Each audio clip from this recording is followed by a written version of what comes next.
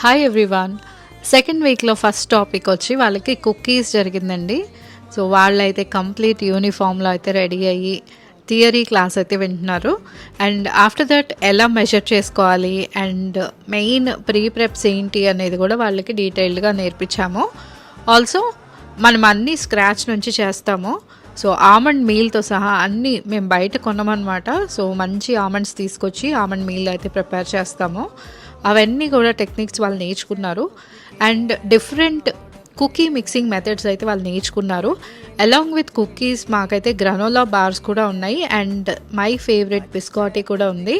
So ఇవన్నీ అయితే display అనమాట. అన్నీ వాళ్ళు 3 డేస్లో నేర్చుకొని ఇలా డిస్ప్లే అరేంజ్ చేశారు.